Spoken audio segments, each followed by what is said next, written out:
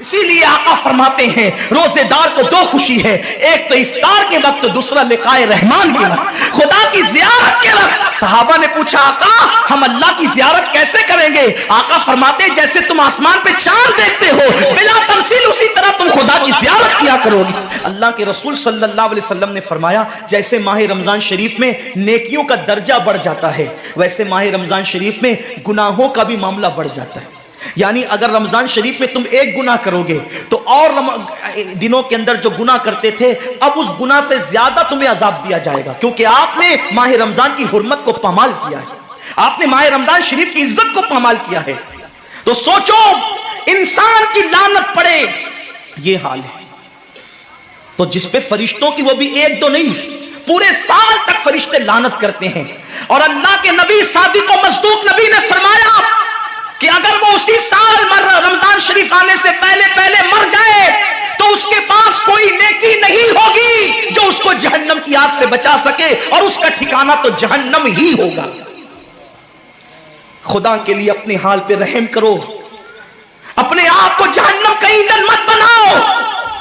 ہمارا جسم اتنا طاقتور نہیں ہے کہ ہم اپنے جسم پر جہنم کے عذاب کو برداشت کر سکے۔ میری قوم کے جوانوں، اپنی جوانی پہ اترانے والوں، اپنی قوت پہ ناز کرنے والوں، اللہ کے رسول صلی اللہ علیہ وسلم فرماتے ہیں کہ جہنم کی آگ کی ایک چنگاری اگر دنیا کے سمندر میں ڈال دی جائے تو دنیا کے سارے سمندر آگ سے بھڑکنے لگے۔ اس چنگاری کو، وہ جہنم کی چنگاری کو سمندر ٹھنڈا نہیں کر سکتے، بلکہ سمندر کو وہ ایک چنگاری بھڑکا دے گی اور سمندروں کے اندر آگ لگ جائے گی۔ جو ایک چنگاری سارے سمندر کو بھڑکا دے، اللہ اکبر، اس جہنم کے اندر یہ چھوٹا سا وجود جو چھوٹی سی، اللہ اکبر، اگر بتی کے چٹکے کو برداشت نہیں کر سکتا، جو چراغ کی لو کی تیز کو، جو چراغ کی لو کی حرارت کو برداشت نہیں کر سکتا، جو سگریٹ کے چٹکے پر بے قرار ہو جاتا ہے، یہ چھوٹا سا وجود جب جہنم کے اندر داخل کیا جائے گا اس وقت اس وجود کا کیا ہوگا؟ میرے آقا مصطفیٰ جان رحمت فرماتے ہیں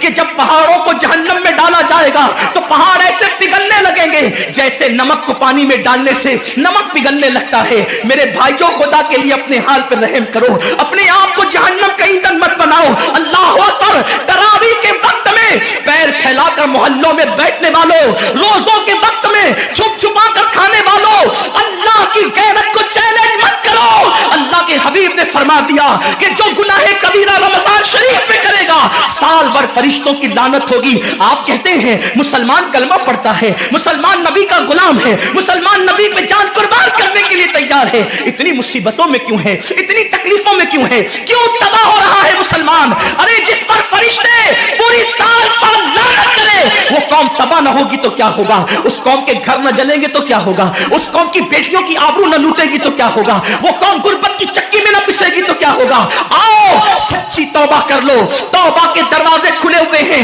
اپنے گناہوں کا احساس کر لو، نادم ہو کر قدرت کی بارگاہ میں پلٹ جاؤ۔ میرا رب فرماتا ہے فَفِرُّوا إِلَى اللَّهِ، کہاں جا رہے ہو؟ دوڑو اللہ کی طرف، پلٹو اللہ کی طرف۔ بڑے سے بڑا پاپی اگر خدا کی طرف احساس گناہ لے کر، ندامت کے آنسو لے کر اللہ کی بارگاہ میں پلٹا ہے تو اللہ نے اس کو مغفرت کا پروانہ عطا کیا ہے۔ میرے رب کا وعدہ ہے جو میری بارگاہ میں پلٹتے ہیں میں ان کو لوٹاتا نہیں ہوں، میں ان کو معاف کر دیتا ہوں۔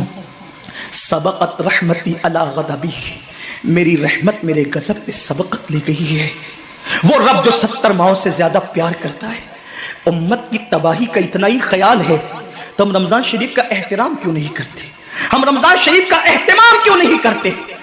کیوں ہم اللہ کی عبادت کی طرف نہیں آتے؟ آؤ اپنے گناہوں کا احساس لے کر خدا کی بارگاہ میں پلٹو تاکہ تباہی سے بچ جاؤں۔ ایک حدیث پاک کا مفہوم پڑھ کر اپنی گفتگو کو اختتام کی طرف لے کر چلوں۔ یہ امت اگر گناہ کا احساس کر لے، احساس سے گناہ کر لے، ہم تباہی سے ابھی بھی بچ سکتے ہیں۔ اللہ کریم ہے، بہت مہربان ہے، غفار ہے، اس کو معاف کرنا پسند ہے، بلکہ یہاں تک فرمایا کہ میرا بندہ اگر ساری دنیا کے انسانوں کے جرائم لے کر شرمندہ ہو کے میری بارگاہ میں آئے تو بھی میں اس کو معاف کر دیتا ہوں۔ کیا احساس تھا لوگوں کو گناہ کا، بلکہ گناہ نہیں، نہ کردہ گناہوں کا بھی لوگوں کو احساس تھا۔ ایک حدیث پاک کا مفہوم پڑھتا ہوں۔ حضرت ثعلبہ ابن عبد الرحمن یہ ایک جوان انسان ہے، ابتدائی جوانی میں ان کو حضور کا دامن نصیب ہو گیا اور یہ مسلمان ہو گئے، حضور کے ہاتھوں پہ کلمہ پڑا۔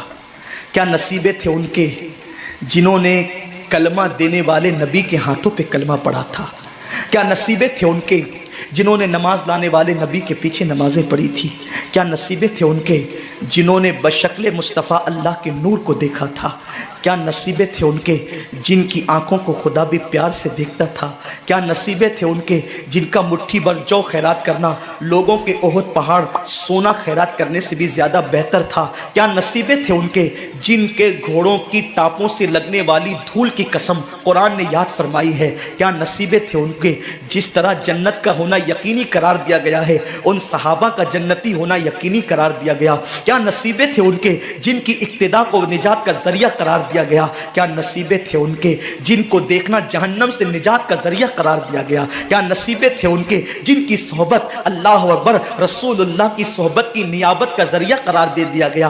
اللہ اللہ کیا نصیب والے تھے، لیکن حضور کی تربیت نے ان کو کس قدر عظیم معتبر اور محترم بنا دیا تھا۔ ثعلبہ ابن عبد الرحمن جوانی کی ابتدا میں مسلمان ہوئے، شوق یہ تھا زیادہ تر وقت میں نے اللہ کے نبی صلی اللہ علیہ وآلہ وسلم کی چوکھٹ پہ گزارنا ہے۔ کریم آقا سے بندہ پرور غریب پرور آقا سے عرض کی آقا جوانی کی ابتدا ہے، میں یہ چاہتا ہوں کہ زیادہ تر وقت آپ کی صحبت پہ گزاروں۔ میرے نبی نے کسی کو نہ نہیں کہا، میرے کریم آقا نے فرمایا ثعلبہ تجھے اجازت ہے۔ اور پھر ثعلبہ جب حضور کی چوکھٹ پہ رات و دن رہنے لگے تو آقا نے ان کی ڈیوٹی مقرر کر دی، اگر کسی کو بلانا ہوتا سرکار ان کو بھیج کر کے بلاتے، کوئی سودا سلف لانا ہوتا حضور ان کو لانے کے لیے بھیج دیتے، کوئی اعلان کرنا ہوتا ان کو کبھی کبھی منادی بنا دیا جاتا۔ ثعلبہ ابن عبد الرحمن کو ایک مرتبہ میرے کریم آقا صلی اللہ علیہ وآلہ وسلم نے ایک صحابی کے گھر پہ بھیجا۔ حدیث پاک کا مفہوم ہے ابھی ابتدائی دن تھے، تربیت ابھی مکمل نہ ہوئی تھی، تربیت کے ایام جاری تھے، ابھی تربیت سے وہ گزر رہے تھے۔ اللہ اکبر، کسی کے گھر جاؤ تو آداب یہ ہیں کہ کسی کے دروازے پہ دستک دے کر سائیڈ میں کھڑے ہو جاؤ تاکہ اگر وہ دروازہ کھولے تو اس کے گھر میں تمہاری نظر نہیں پڑنا چاہیے۔ میرے کریم آقا فرماتے ہیں اپنے گھروں کی چھت پر بلا عذر شرعی نہ چڑھا کرو، اس لیے کہ اگر تم اپنے گھر کی چھت پر چڑھو گے اور کسی کے گھر میں تمہاری نظر پڑ گئی تو اللہ اس نظر کے بارے میں بھی تم سے سوال کرے گا۔ خالی گھروں میں نظر ڈالنے پر بھی میرے نبی نے منع کیا ہے، جو لوگوں کی آبرو پہ نظر ڈالتے ان کا انجام کیا ہوگا۔ حالت روزہ میں جو انٹرنیٹ پر زنا کے مناظر دیکھتے ان کا انجام کیا ہوگا، جو روزے کی عظیم راتوں کے اندر کرکٹ محلے میں کھیلتے ہوئے وقت کو ضائع کر دیتے ان کا انجام کیا ہوگا۔ آج کے لوگ کہتے ہیں مولانا آخر یہ کرکٹ سے مولویوں کو کیا دشمنی ہے، بڑے بڑے دیندار لوگ کرکٹ کھیلتے ہیں، کرکٹ میں کیا گناہ ہے، نہ اس میں بد نظری ہے، نہ بد نگاہی ہے، نہ یہ ہے، نہ وہ ہے، نہ وہ ہے۔ یاد رکھنا کرکٹ میں اگر کوئی گناہ نہ بھی ہو تو جو وقت ضائع ہو رہا ہے نا یہ کیا کوئی کم گناہ ہے؟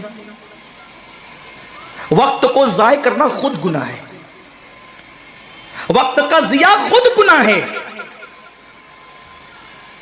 اللہ کے حبیب صلی اللہ علیہ وسلم فرماتے ہیں جس نے دنیا میں ایک لمحہ ضائع کیا ہوگا وہ قیامت کے دن پچھتائے گا کہ میں نے ایک لمحہ کیوں ضائع کر دی۔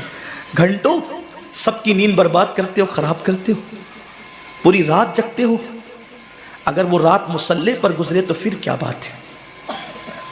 آج لوگ کہتے ہیں مسلمانوں کو ترقی کیوں نہیں ملتی، کل تک مسلمان تاجدار تھا آج مسلمان بھکاری ہو گیا۔ ہم کہتے ہیں اس وقت تک مسلمان تاجدار تھا جب اس کی راتیں مصلی پر اپنے گناہوں کو یاد کر کے روتے ہوئے گزرتی تھی، اب تو رونا ہی نہیں آتا، کیوں؟ کیونکہ گناہ کا احساس ختم ہو گیا۔ احساس ضیاء جس قوم سے ختم ہو جائے پھر اس قوم کو ختم کر دیا جاتا ہے۔ اللہ کے حبیب صلی اللہ علیہ وسلم فرماتے ہیں اگر تیرے گھر میں کوئی جھانکے اور اسلامی حکومت ہو اور تو اس کی آنکھ میں نیزہ مار کر اس کو اندھا کر دے تو تجھ پر کوئی مواخذہ نہیں، اس نے جھانکا کیوں تھا؟ اسلامی حکومت ہو تو قانون یہ ہے آپ کسی کے گھر میں جھانک نہیں سکتے۔ اور آج حالت یہ ہے کہ پڑوسی کی بیٹیاں ہماری نظروں سے محفوظ نہیں، قوم تمہارا اچھا مذاق اڑا رہی ہے، آصفہ کی آبرو کی حفاظت کرنے کے لیے احتجاج کرنے نکلے ہو، تم سے گلی کی بچیاں محفوظ نہیں۔ لوگ جو تمہاری بیٹیوں کی آبرو کا جنازہ نکال رہے ہیں وہ سوچ سمجھ کے انہیں پتا ہے کہ تمہارے کھوکھلے نعرے کسی آصفہ کی آبرو نہیں بچا سکتے. تم ہزاروں آصفہ کو, اپنے محلے کی آصفہ کو تم جب پاپ کی نظر سے دیکھ رہے ہو, اس کا احتجاج کون کرے گا؟ بیٹیوں کی آبرو کا تحفظ پاپی نگاہوں نے کبھی نہیں کیا. یہ سیاسی ہتھ کنڈے اور اخبارات میں تصویر چھپانے کا شوق تمہیں نعرہ لگانے پہ مجبور کرتا ہے, مگر دنیا اچھی طرح جانتی ہے کہ تمہاری آنکھوں میں وہ تقدس نہ رہا جو محمد بن قاسم کی آنکھوں میں تھا. اگر وہ تقدس تم پیدا کر لیتے تو احتجاج کی ضرورت نہیں پڑتی. تمہاری بیٹیوں کو کوئی آنکھ اٹھا کے دیکھ نہیں سکتا تھا. ہم ہندوستان میں جو پہلی مرتبہ آئے تھے, قرآن پڑھنے نہیں آئے تھے, قرآن پڑھانے نہیں آئے تھے, اذان دینے نہیں آئے تھے, نماز پڑھانے نہیں آئے تھے. اگر تاریخ اسلامی کا جائزہ لو تو پتا چلتا ہے ہم پہلی مرتبہ جو ہندوستان آئے تھے صرف ایک بیٹی کی عزت کی حفاظت کے لیے آئے تھے. اسلامی مملکت کے بادشاہ کو پتا چلا کہ ہندوستان کا ایک بادشاہ جس نے اپنی سگی بہن کے ساتھ نکاح کر رکھا ہے, تو اس نے کہا تھا بیٹی صرف بیٹی ہوتی ہے, چاہے وہ کسی کی بھی بیٹی ہو, ہم 7 سمندر پار جا کر اس بیٹی کی عزت کی حفاظت کریں گے. یہ اور بات ہے, تم بیٹی کی عزت بچانے آئے تھے, لوگ تمہارے کردار کو دیکھ کر کے اسلام قبول کر لیا کرتے تھے.